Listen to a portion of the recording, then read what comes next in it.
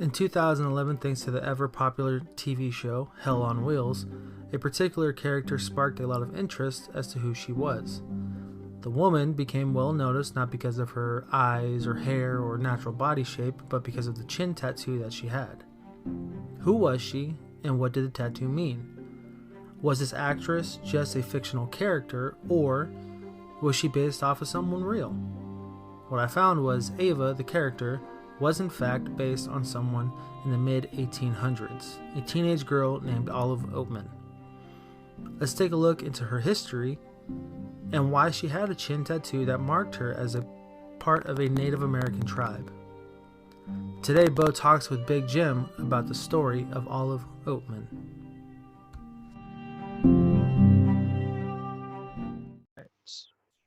Recording now. All right, so this is going to be part two. Not part two, second take of our conversation. So again, what's up? No, go ahead. My guest today is going to be my dad, and you will be the reoccurring guest. That's the chubby vato right there. I feel like I gotta sneeze. So now, because you're going to be the reoccurring guest, and as I mentioned earlier, to those who couldn't listen to before, I want to kind of rename this podcast and have you on here more and more often, from the Botalks podcast to Botalks with Big Jim podcast. That's fine. And I think, or just, are you still gonna keep Bo's pod nuggets? yeah, I'm still keeping that. Okay. Yeah. So. All right. Well, let's trial and error. Trial and error. How are you feeling? How's everything with the heart? It's still there. Still kicking? I still have them. Well, according to my device, yeah. I'm living. That's all I can ask for. Well, that's good. And you definitely don't have the coronavirus yet, right? No, thank God. I mean, not that it's. I mean, who knows, man? I mean, people are dying. There are situations. I feel bad for the people, all them nurses and shit that are getting their asses kicked, and doctors. But I know just personally the stuff that I went through with the nurses that I had and all the technicians and the therapists and surgeons. And I was just one person, and they were going nuts trying to figure out what my condition was. It took months, couple days, months for recuperating. But by the time they did, I'm here today, and that was 12 years ago. These people are doing it every day, 12, 20 hours a day. I feel bad for them. Not to say that it's a hoax or it's a gimmick, but it's just unfortunate.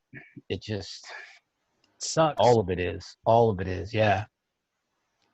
I mean, I took the car to the shop today, and I was on my way back home. I was walking. I was thinking, oh, maybe I can just go into any of the restaurants and just order food. Nope. I couldn't even do that. No. And I literally went up to the window, and I'm like, I don't have a car. Can I order anything? And the lady's like, she looked at me like I was fucking. I mean, I was in San Lorenzo by the hot tub place, so she probably thought I was a homeless person anyway. I was all sweating, and my glasses. I had a mask on. That doesn't help either. So I just said, you know what, ma'am, don't worry. I'll just go get a bag of chips. So yeah, that's how it is over here. The Panda Express over here in Concord, which is where we go when baby wants some food. Sometimes you can't even walk into it now. They have a sign posted on a table saying "Order here." Yeah, they don't even have that at these places. And I passed by Five Guys, 2-3 chicken places, Wendy's, McDonald's, Jack in the Box, couple of El Salvadorian restaurants, a couple Mexican places. You can't even go in the door. Yeah, it's nuts. It's the world we live in right now. I guess we just have to adapt. I mean, we hear about that all the time. And now that Newsom, he's totally against the fact trying to open up our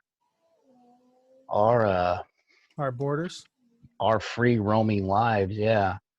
just to get back to normal. But I don't blame him for that, and I'm glad that he's trying to push all this unemployment and stimulus package through a lot of people, and it's great. But what Trump's trying to do, he's just going to get more people killed, dude. Trump? Yeah, anybody, whoever's involved, whoever's taking responsibility, no one's it's going to be a wash at the end of everything. But like you said earlier, it's weird how there was a deficit with our last presidency.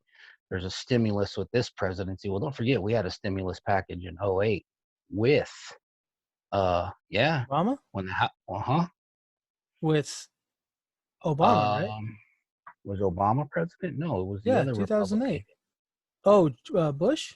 It was Bush. It was, I think, when the housing crisis crashed. That was in '08. We had a stimulus package then. It Oh. wasn't like this. Mm-hmm.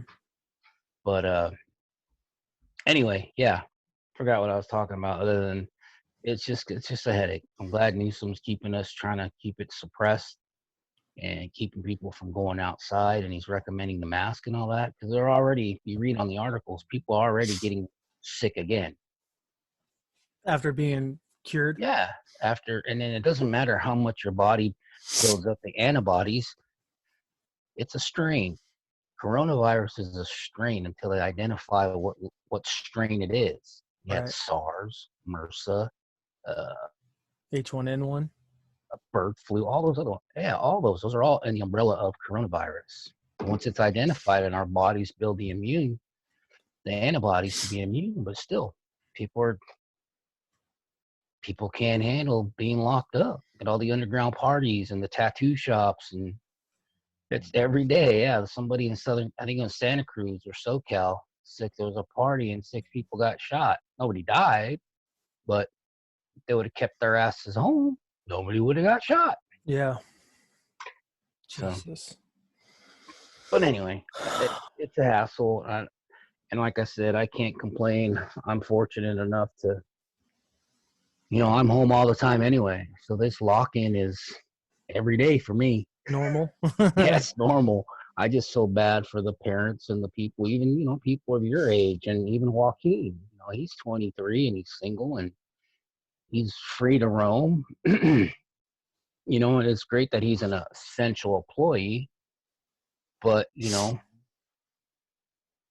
for people like him, that's keeping him sane. Yeah. He was locked up in this house for 20. Well, I think him and mom would have battled multiple times by now. Him and your grandfather. I'd have just ignored the fucker. But it is, and I don't mean that in a bad way. I just know he's too tense to handle being restrained. Like right now, his car's in the shop, so he went walking to his friend's house. Yeah.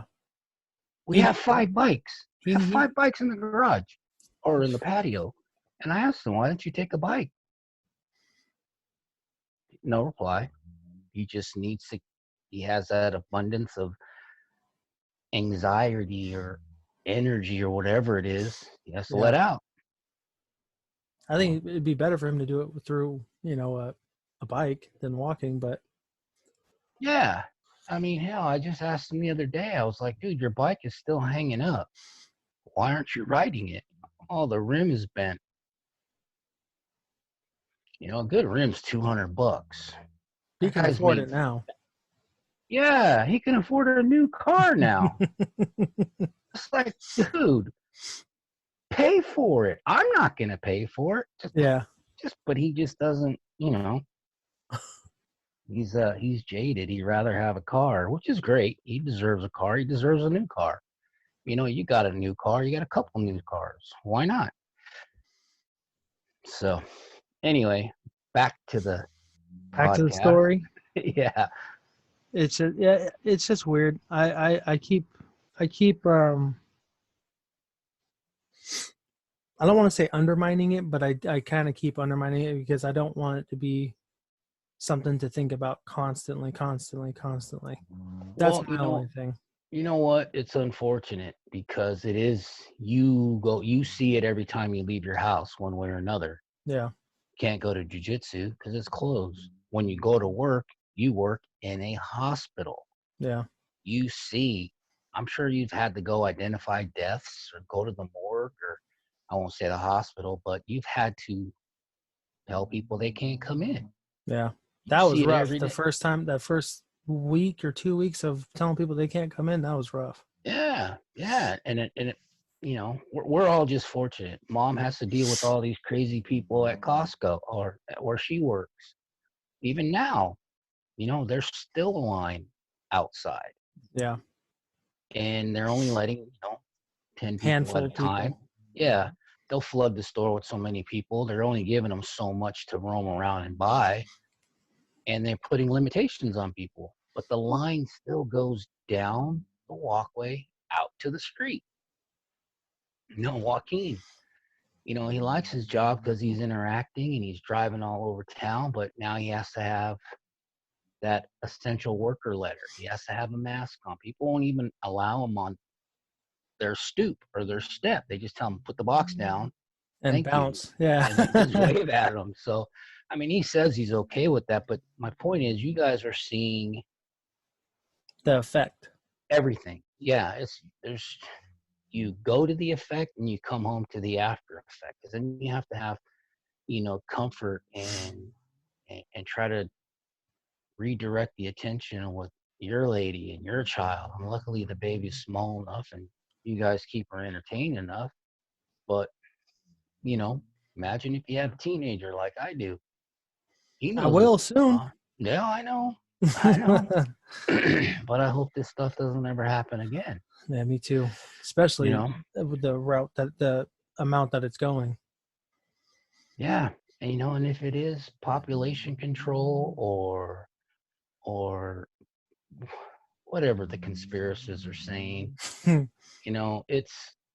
it's just wrong in general. I mean, if it is truly a virus that was unfortunately what they're now saying uh, ground zero wasn't China, it was Europe.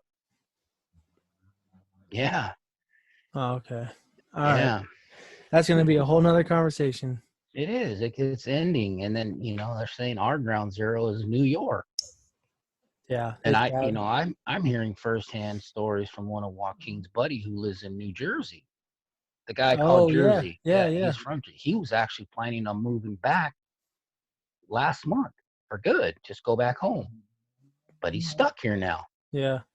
So his mom lost her job. Everybody he knows lost their job. They all have established lives, cars, car notes, credit cards, house payment, rent, They got lives. insurance.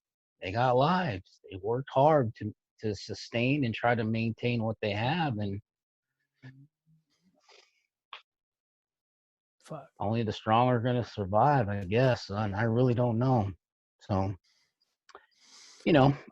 I'll stay here, watch TV. I've been binging Netflix like crazy. Like Um, everybody else. yeah, but there's a lot of stuff that there's a lot of movies I've never watched. Yeah, I There know. still is a I'm lot of movies I've still never watched. I'm shocked at how many movies you don't know. Well, let's Yeah, let's let's shift gears and let's get yeah. into this podcast. We're going to talk about someone um who kind of sparked my interest in 2011. I'm sure it's maybe even sparked your interest when you saw the show Hell on Wheels. Well, no, I never seen it. I know the show, but I've never seen an episode. I thought you. Oh my god. No, that's my point. I'm just now. Anyway, yes, I haven't Well, seen that. Hell on Wheels is on Netflix, so enjoy. Yeah, or Torchwood. I never seen Torchwood. Oh, okay. Anyway, I that's never another seen show. Deadwood either. Deadwood, Deadwood, Deadwood. Okay, Deadwood. never seen Yeah. that one. So this is going to be the story about someone whose name is Olive Oatman. Now, the following information is provided by the book Life Among the Indians, Captivity of the Oatman Girls. This book is Wait. She was on that program? Her character was on that program? the character Ava was based on Olive Oatman. There's a The character tattoo and everything? yep, tattoo and everything. Same three. They called it if I'm not mistaken, in the show specifically, they called it the 3 blanket 2 horses tattoo. Yeah, because there's something on the outside. The 2 on the outside are spiked so to make it look like legs, and then 3 lines in the middle. Okay. So again, this is a factual record of Olive's life. Olive Oatman was born September 7th, 1837. She was one of 7 Oatman children. Her father's name was Royce, and her mother was Mary. They all practiced and had a religion of Mormonism. Hey, get out of here. That That's the fat dog. No, get. You're snoring on camera. Get out of here. No, the other way. Go out. I'm still gonna kick you out. Okay, go ahead. That's how I was wondering what I thought that was a motorcycle outside. No, that's this fat ass lazy, this watchdog, this killer 80-pound pit bull. Yeah, real killer. You don't move. You walked in the house one night and he looked at you with one eye and said, "Oh, I know that fucker." And went right back to sleep. That's exactly what he did. Yeah. Okay. So the family fled from Missouri to California, where they were in search of the promised land. Their leader at the time, his name was his name was James C. Brewster. At the time of them fleeing from Missouri to California, he was 17 years old. James Brewster, their rebel leader of the Mormon Church. Okay, so what were they leaving from the Midwest for? Because the gold rush? More than likely, but they believed more in James Brewster than they did than the original founder, Joseph Smith. So they just passed Utah? Yeah, that's exactly right. They made a left on Albuquerque. Perfect. Like just Bugs Bunny? Just like Bugs Bunny. Okay, go ahead. Joseph Smith actually labeled Brewster as a fake and as a false prophet, even though Brewster told everyone that he was a prophet sent from God, or I believe they believe in God in Mormonism. I think they were sipping on that opium. The opium? Yeah. Jesus. That's their paint. That was their painkiller. Opium? Opium dens, and then they would have liquefied pure opium. Yeah, go back and let me see what Tombstone. Wyatt Earp's wife was addicted to opium. Yeah, I remember that. Yeah, so that was their syrup. Damn. They're lean. They're cowboy lean. On their way to California, they traveled via stagecoach for over 2,100 miles, 2,100 miles. During the road trip, a disagreement occurred between James, the false prophet, and the Oatman family, which then split the large group of 90 people, about 17 families, into 2, with one group, much larger, following James, traveling northwest, and then with the smaller group following the Oatmans through what is now New Mexico into Arizona. Right. The whole disagreement was which direction to take. That's the only reason why they split. Okay, so I thought about this earlier, and I could be wrong on my dates. When you said they had a Y in the road, did this actually coincide with the Donner Party? Oh, timeline? I didn't see that. Okay, I didn't see it from curious. what I was looking at. Yeah. Well, we'll go back and research. Yeah. That could be the it just sounds I don't think it's the same timeline, but when you mentioned that earlier, I was like, well, man, if they went through the desert and the other people were trying to get to the Sierra Nevadas, they would have had to have gone northwest. Yeah. Through Colorado, Utah, up and through Seattle, yeah, or California, yeah. Damn. Yeah. So, anyway, food for thought. We'll check that on that later. Yeah, we will.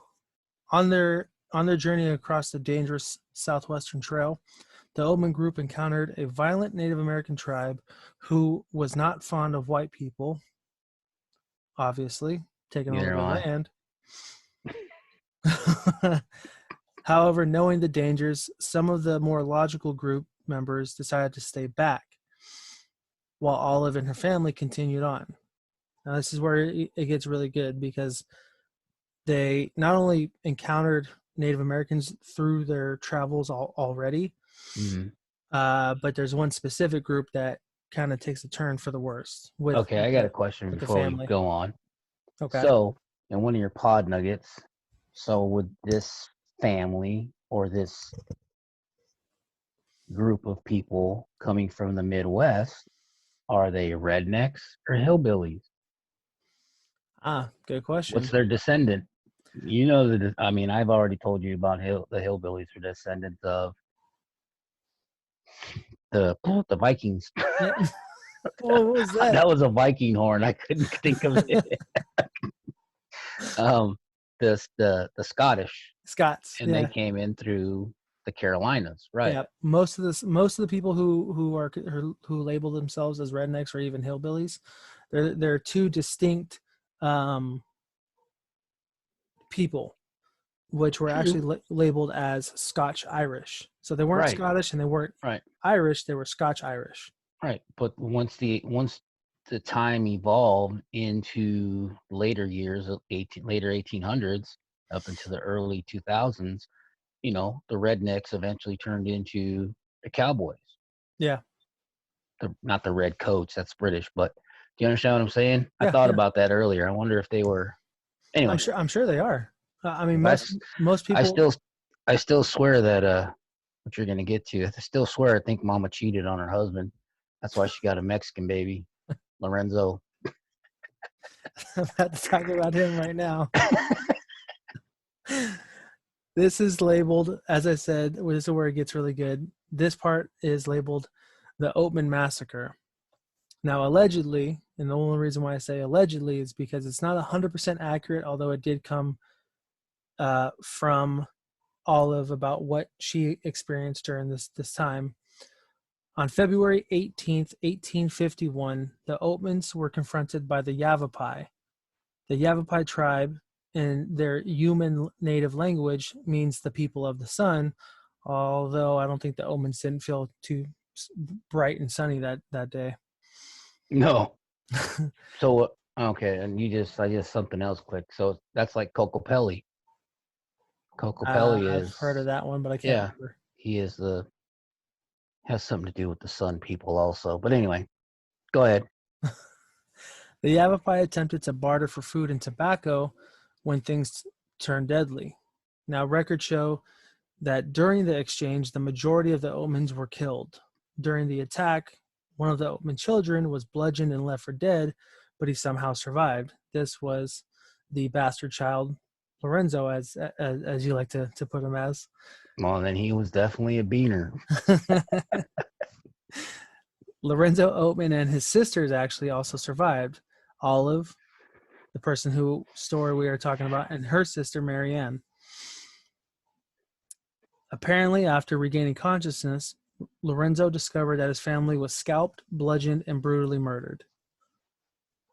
This is when he also noticed that his two sisters, Marianne and Olive, were missing. At the time, Marianne was 7 and Olive was 14. Side note: the Yuma Historical Society created a memorial site in honor of the Oatman Massacre. So, if you're ever in Yuma, Arizona, keep your eye out for a pile of rocks and a sign stating Site of Oatman Massacre, February 18th, 1851. Can you imagine Crazy. that, dude? Just Hell getting no. your head peeled back, just No. ripping that shit back. No, it hurts me whenever I stub my toe. Actually, on the mat on jujitsu, and I'm sure you got it too when you did wrestling, mat burn. Oh, oh yeah. That Or shit. jamming your toe. And you Yeah, guys don't wear shoes. We had wrestling shoes, but yeah, yeah, that no, hurts. just the mat burn. Just the map burn. And it's only, Yeah, about that big sometimes, if that. it's big enough. Now not having the proper tools, unfortunately, when Lorenzo was able to gain consciousness, he went back to the settlement where they originally split with a small group. It's uncertain how far he had to travel, but I can only imagine walking, and after being bludgeoned half to death, it was a long fucking time. He was able to convince the group to come back to where his family was and set up a proper burial. However, they didn't have the tools to do so. No shovels, no axes or picks. So instead, what they had to do was build cairns. Cairns, if you don't know, are mounds of stones built as a memorial or as a landmark, typically Right. found on the top of a ledge or on the top of a hill. But okay, so what happened to the bodies? They just were left for the They were left animals? there. Yeah, they piled them all together and put rocks on top.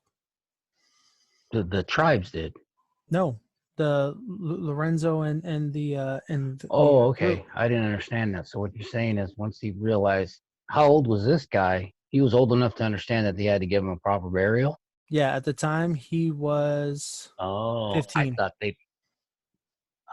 okay.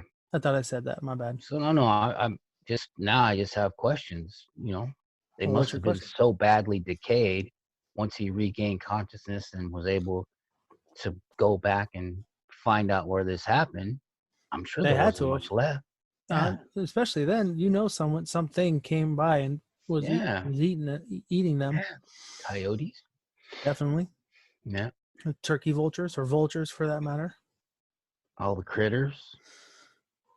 Now, what happened to Marianne and Olive? This is where we talk about their life in captivity with the Yavapai. The girls were taken hostage and kept as slaves, forced to walk naked and without shoes to the Yavapai village. Can you imagine? First off, do you remember going to Lake Pleasant in Arizona and just walking on the stones to get into the water? Dude, we couldn't walk to the mailbox on the concrete barefooted. Because it was so goddamn I mean, hot. and these women walk on rock, flagstone. Yeah. And I can only imagine that the temperature of what that could have been. Yeah, and they survived. Can you imagine their feet? No. And you said they were topless? Yeah. Man. They were forced to walk topless and without shoes, approximately 60 miles from where the massacre took place. So did the tribe themselves were topless, or just these two white women? No, the whole tribe? Yeah, most of the tribes, from what I saw, they were either topless or they had specific not pelts, but like chest plate. Yeah, chest plate, like that would cover them. But most of the women, from what I saw, they would be topless. Can we Google that? Yeah, we can. You definitely Google it. I just can't believe it. Like I said, I didn't even like being outside barefooted. I can't. Yeah, no, hell no. On concrete. This is rocks, like you said, and not just rocks. You got cactus everywhere. Yeah. You got the sagebrush, critters, the thorns. Yep. Yeah, no, the rods were tough. Them young ladies were tough. I'll give it to them. So, that's a different breed of people, for sure. Yeah, these folks around now wouldn't do it. not unless they were wearing their gluten-free, vegan-free, olive soy-made flip-flops. But you know what, dude? At least them people back then have a reason to have funky-looking feet. People nowadays don't have no reason. Dude, I've seen the hospital that I work at. I can give you some really bad horror stories of feet that I've seen. I'm good. I'm good. It's nasty. Oh. Dehydrated and delirious, Marianne and Olive found themselves as slaves, as I said before, to the Yavapai and forced to forage for food and for firewood.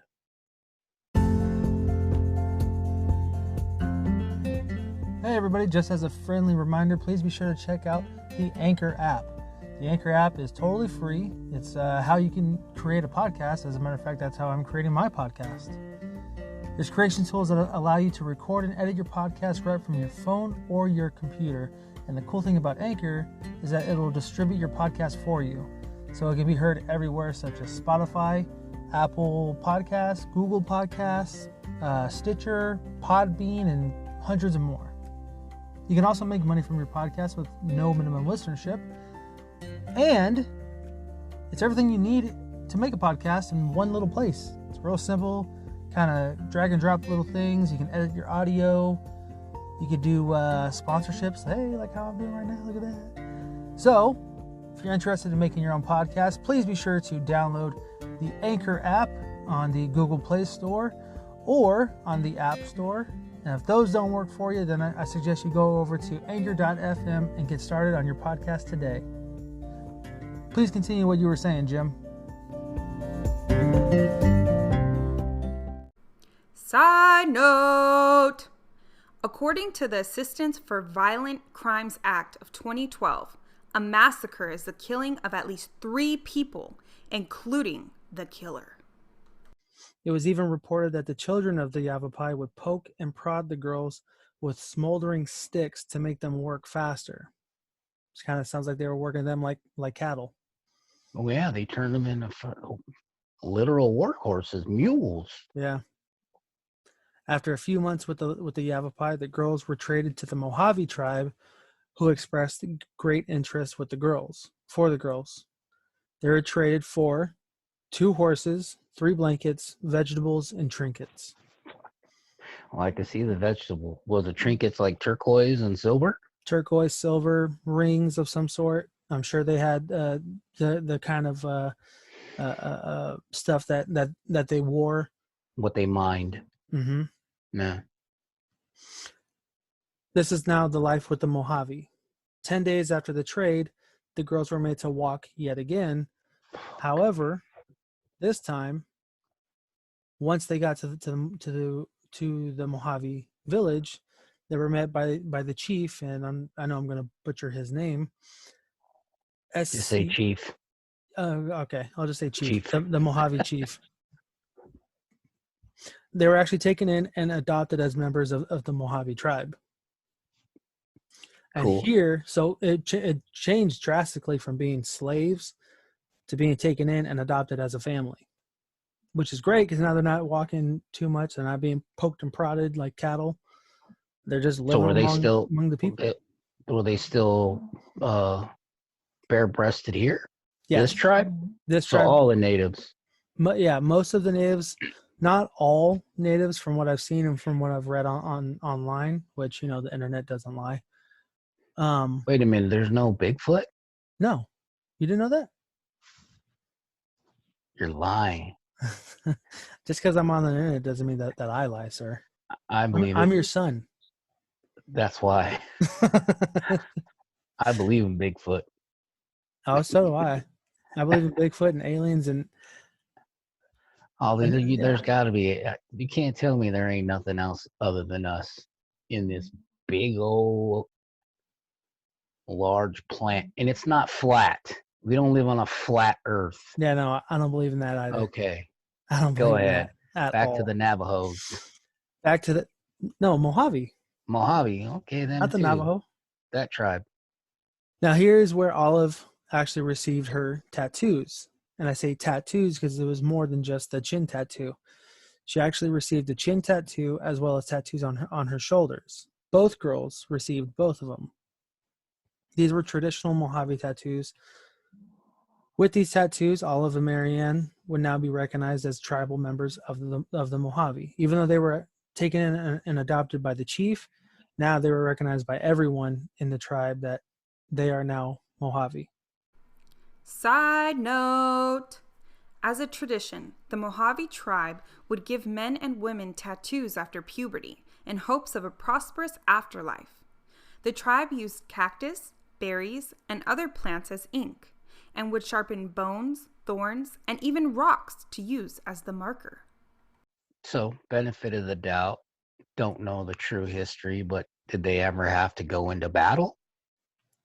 I think no. Because women didn't in general, or just that tribe. Okay, interesting. Women in general, but I don't believe that the Mojave did either. I think they were more of the like the not traders, but the barterers. The women were. No, just the tribe. I mean, obviously, if someone were to attack their tribe, they did protect themselves. Yeah, that's what I'm saying. Go ahead. Now, 3 years later, February 23rd, 1854,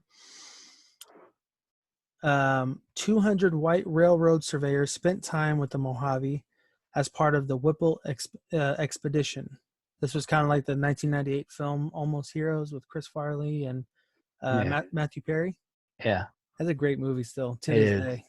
Yeah. The best Chris part Farley. is when he gets the eagle eggs. That kind of reminds me of, like, I know it's not the same movie, but Nacho Libre when he goes to the eagle When he climbs. the eagle egg.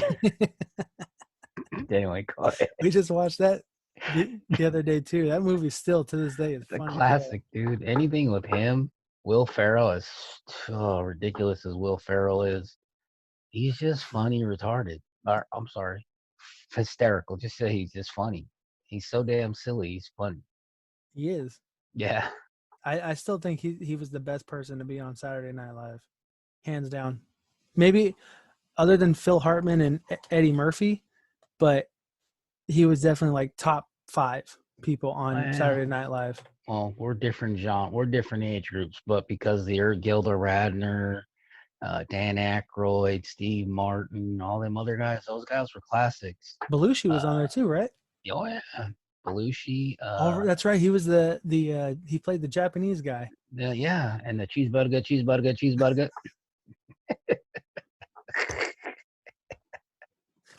Yeah, that was good. All those guys are Dan Aykroyd. If I didn't say him already, yeah, all that stuff. Those are classics. But anyway, go ahead. Andy Kaufman. Yeah. Oh, dude, I forgot about him. So now, after the Whipple expedition, they could have been saved. However, they chose not to come forward when the expedition came with them. Instead, they kind of held back and didn't say anything to them, although the expedition knew of a rumor of 2 young white women being held captive by Native Americans. But like I said, neither one of the Oatman girls revealed the truth of who they were. And in to the Americans. To the Americans. Oh, so they kept themselves. They stayed there. Oh, okay. Wow, I didn't know that. Didn't want to. Yeah. So they didn't reveal their true identity. Correct. That they were Anglo. Yep. That they were white women. That they were white women. That they were Anglo. That they didn't want to leave. They could have. Yeah. Hell, I mean, especially now with the marked chins and shoulders. Shit, I probably would be too. Well, still some. I know. I don't think it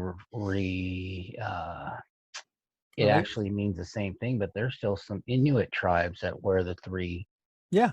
Chin tattoos. The wife of one of the guys on Life Below Zero. Oh yeah, the white guy. Mm-hmm. His wife, little wife. Yeah. Yeah. And she's a badass too. She is. He dogs. Honey, go shoot that big bear. Go skin that big wall. It's like, dude, what does your lazy ass do? Go ahead. That same year in 1854, a severe drought occurred, causing starvation throughout most of the Mojave village. As a result, most of the Mojave died, including Mary Ann. At the time of her death, she was 11 years old. Damn. Just dehydration or heat stroke? Yeah, all of it. Kidney failure? Damn.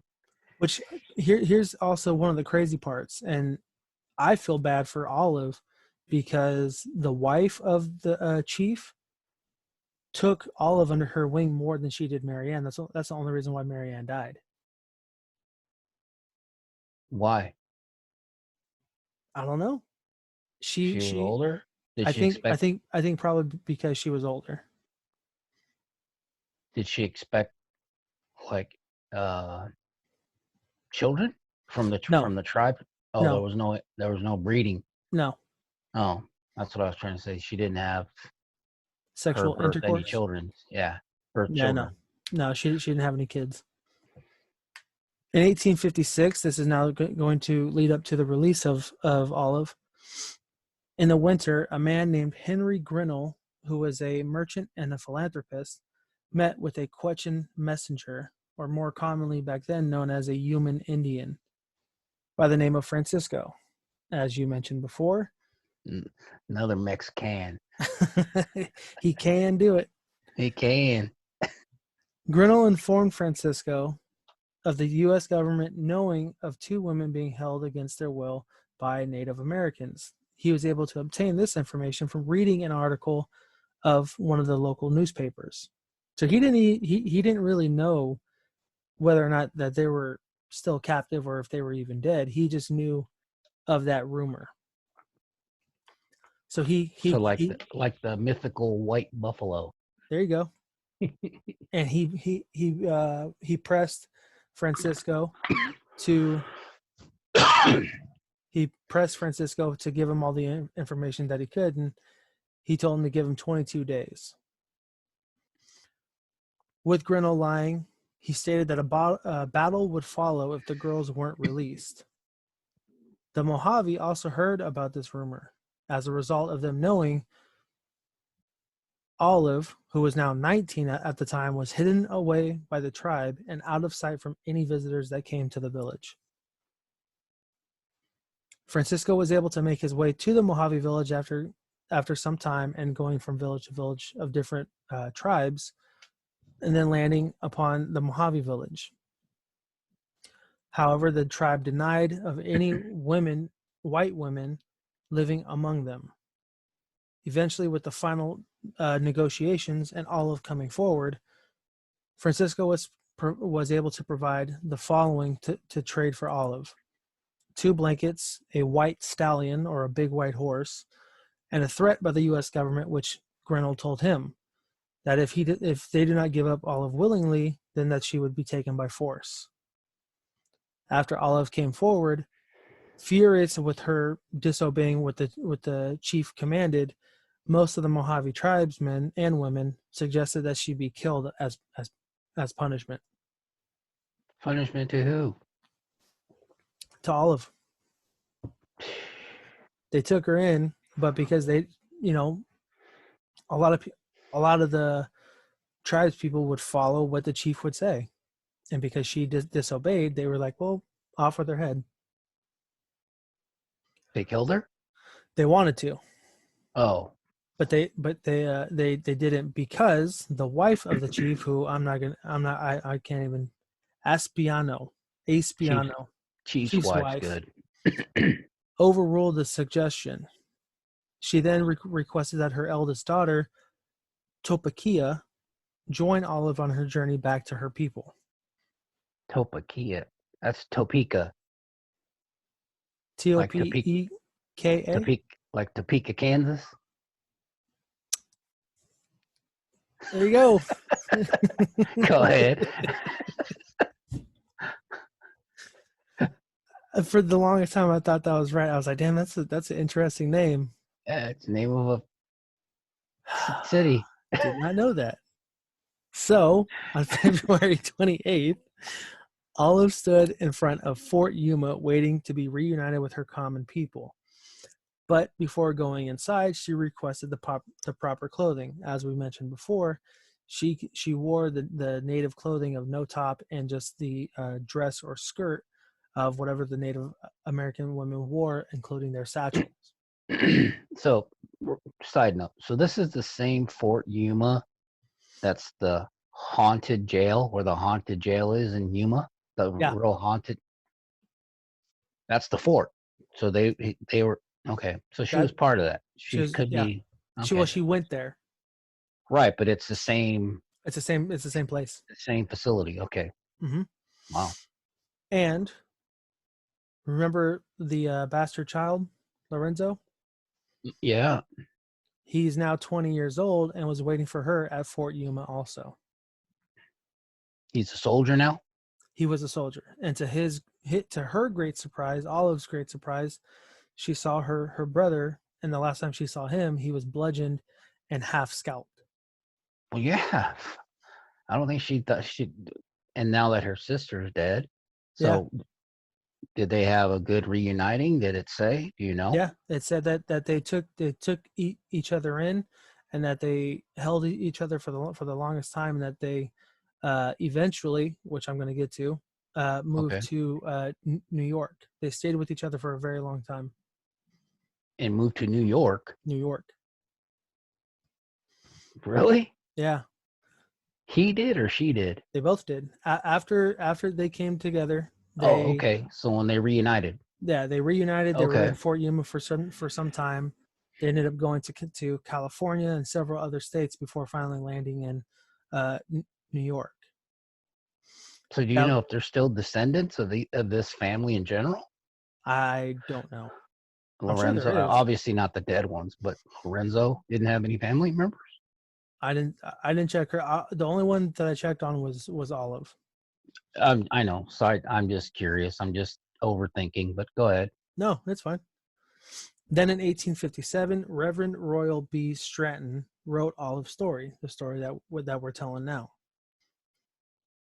And a year later, the two surviving siblings, like I said, moved to New York, where Olive appeared in public only a handful of times. The times that she did, she spoke about her times with the Indians and how actually they treated her very respectfully, of the Mojave tribe. She spoke of the Yavapai and what they did, but that not all tribes were the same. Okay, so did she obviously didn't throw shade on them, but did she encourage the white folks to not kill To them trust all them. or to have Yeah, some sort of a treaty or whatever? Yeah, okay. yeah. She recited everything that they taught her and tried to teach it to everyone else. But because back then, excuse me, back then people feared what they didn't know, so they just saw someone dressed differently, looking differently, and they were still on that other side of what Sure. they believed in. Their own ignorance. Yeah. Later in the years, Olive eventually moved to Sherman, Texas, where she married Major John Brant Fairchild, a self-styled capitalist. The two adopted a young girl, Mary Elizabeth Fairchild. Olive still kept the Mojave traditions alive in her own ways throughout her life, such as farming, cooking, foraging for food, and even tattooing her daughter's chin, neck, and bottom of her feet. No shit. No, that didn't happen. Oh, that last part didn't happen, but everything else did. so she still kept the facial Yeah, tattoos yeah. The pictures till she died. that you see, she still had them. Really? Yeah. That's not okay, the pictures I saw, that wasn't immediately after she was No, that was later. really? Mm-hmm. Wow. All right. Well, she was down for her own. Down for her own, man. Yeah. Then in 1901, Lorenzo, now a few years older than her, died of heart failure. Shortly after, 2 years later, March 20th, 1903, at the age of 65, Olive Oatman passed away, also from heart failure. Damn, dude. Almost 110, 107 years ago. Yeah, not that long ago. How crazy is that? Is if the Mojave never came to trade for her, no one would have known this story. I guarantee that. No, And I I bet would have you, been. I bet you that character from Hell on Wheels wouldn't have been created either. Well, I mean, like I said earlier, that was still part of Mexico. Yeah. All that, if you look on an old map, Mexico basically came in all the way east, all the way up into New Mexico. New Yeah, and Mexico. even south of that, yeah. That was all Mexico. Up into California and Colorado. Yeah. So that would have been, can you imagine that? I don't know. Her being taken care of by that tribe It was a good thing, obviously. Yeah. It's part of history. Definitely. Then 3 years later, after her death in 1906, in honor of Olive and her family, Oatman, Arizona was founded and named after them. Oatman, Arizona is located about an hour north of Lake Havasu. Which is dirt. Yeah, there ain't nothing out there. There's nothing out there. And I drove that highway before. I don't remember seeing Oatman, but there ain't nothing. There's even the Oatman Highway. Wow. It's See, I would have. it's kind of like the one over here in San Francisco, how it takes you down to Stinson Beach. Highway 1. Mm-hmm. It's a two-way highway. Can you imagine though, dude? If any of the, she probably wasn't the only white or the No, probably Anglo. not. I don't think she was, but I think she just became the most recognizable because of her tattoo. Think so? Absolutely. Well, I mean, no, I agree that stands out, but can you imagine how many other Americans were captured and weren't giving any due diligence by even being mentioned? No. But again, they probably slaughtered them anyway, so that's a possibility too. Yeah, that's why I'm surprised she didn't have children. Yeah, she only adopted. She didn't have any of her own kids.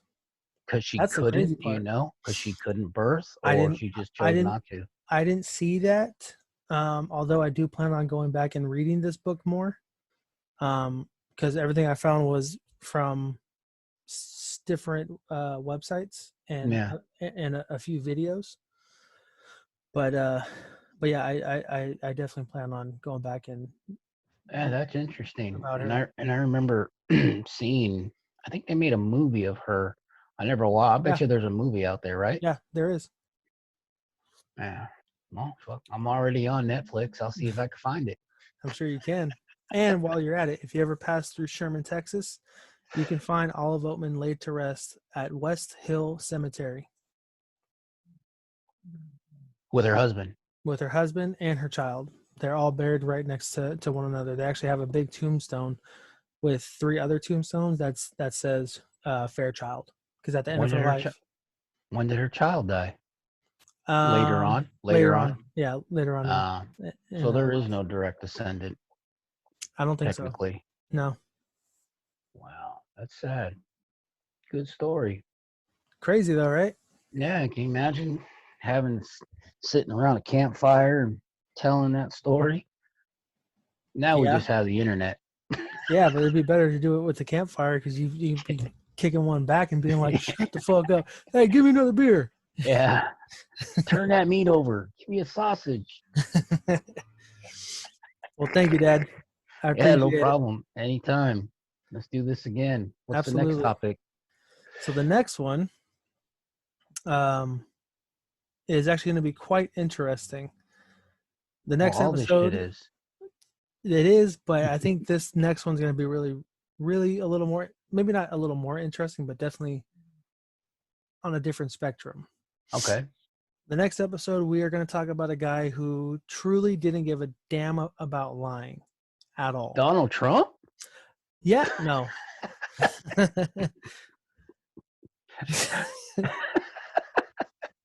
He don't give a damn. He doesn't.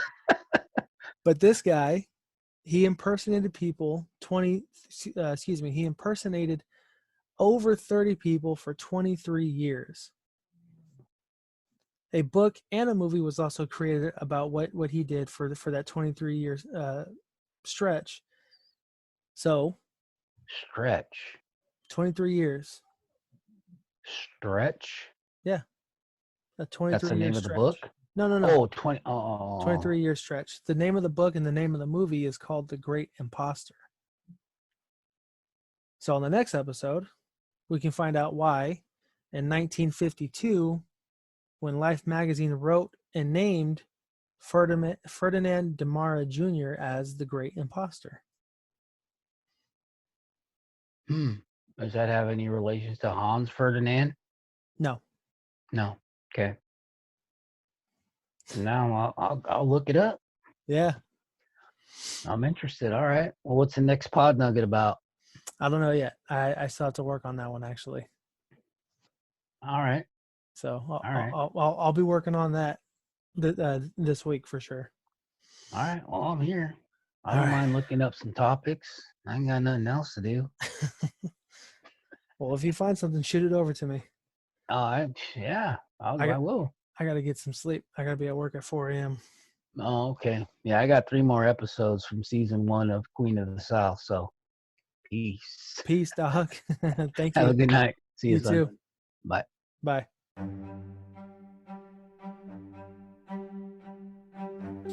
If you've made it all the way this far, thank you so much for listening. I really, really, really appreciate it.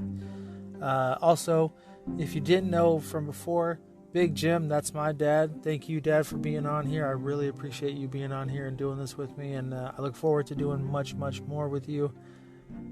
It was fun. I had a lot of fun doing it. I know we're still got some things to work on as far as, a little more fluid content as far as talking, and I'm trying to make it not so much of a story and reading off of a script, but like we said in the beginning, trial and error. So that's what we're working towards. Thank you to the sponsor, Anchor, for making this podcast possible. I really, really greatly appreciate it. Thank you to my longtime supporters, as I just mentioned, Big Jim, my dad. Thank you so much for supporting me and helping me do this. My mom, Stacy, thank you so much for also supporting me. And of course, my beautiful and lovely fiance, Alisa. I love you so much. Thank you for supporting me and,